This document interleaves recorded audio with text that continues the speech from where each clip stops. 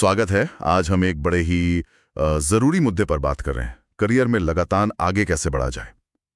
लगता है ये सवाल तो आजकल हर किसी के मन में है। हाँ बिल्कुल, हर कोई इसका जवाब ढूंढ रहा है। तो हमारे पास है थॉमन जोस की किताब करियर की सीढ़ी 7 सफलता के कदम। इसका हिंदी सारांश है हमारे सामने, और इसका मकसद सिर्फ सलाह देना नहीं लगता, बल्कि प्रोफेशनल लाइफ में कामयाबी के लिए ना एक प्रैक्टिकल सा रोड मैप देना है। सही बात है, एक गाइड की तरह। हाँ, तो चलिए देखते हैं इस गाइड में क्या है। करियर की ऊंचाइयों तक पहुंचने के वो कौन से सूत्र हैं जिन पर शायद हम कम ध्यान देते हैं। ये चर्चा उन सब के काम की है जो अपनी नौकरी में बेहतर करना चाहते हैं या शायद लीडरशिप रोल में जाना चाहते हैं। और हाँ, वो जो काम और जिंदगी में बैलेंस बनाने की कोशिश कर रहे हैं उनके लिए भी। ये बैलेंस बनाना भी तो एक कला है। बिल्कुल।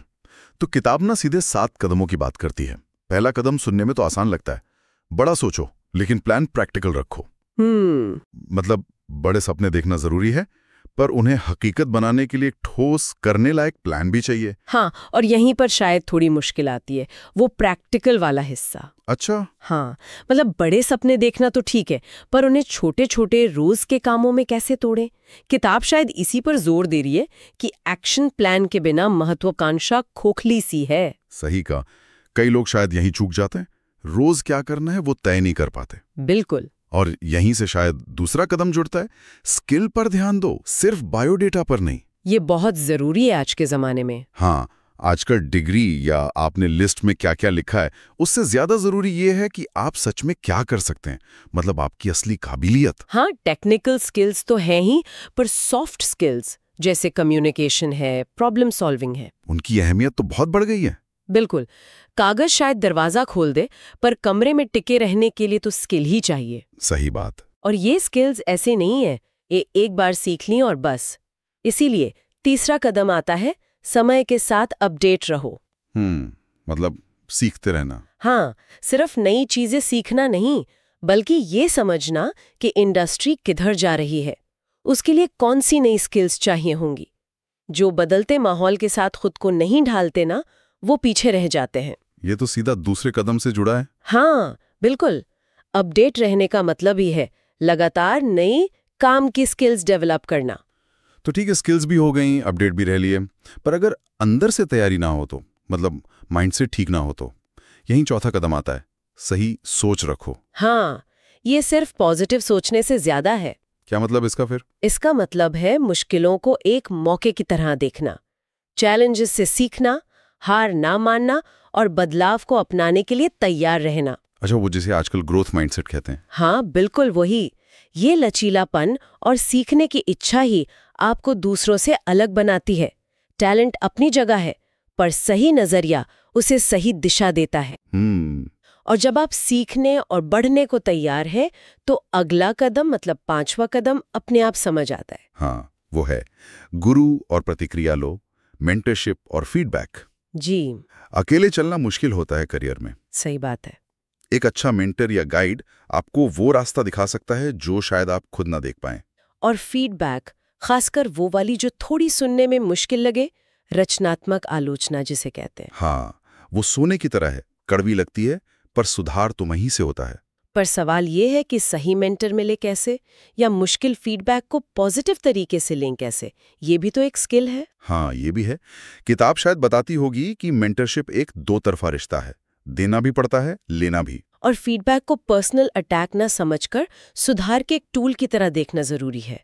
ये सब उसी सही सोच वाले पॉइंट से जुड़ा है, खुले दिमाग से सुनना और सीखना। बिल्कुल। लेकिन इस सारी दौड़ भाग में, करियर बनाने की रेस में, एक चीज अक्सर पीछे छूट जाती है। हाँ, और वो बहुत जरूरी है। छठा कदम, जीवन और काम में संतुलन रखो, वर्क लाइफ बैलेंस। लोग अक्सर सोचते हैं कि ज्यादा सफलता मतलब ज्यादा घंटे काम।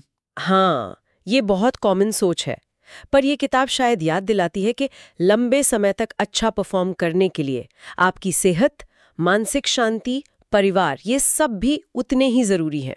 सही कहा। बिना बैलेंस के तो बर्नआउट पक्का है, सफलता नहीं। और ये सिर्फ अच्छा महसूस करने के लिए नहीं है, ये आपकी परफॉर्मेंस को बनाए रखने के लिए जरूरी है।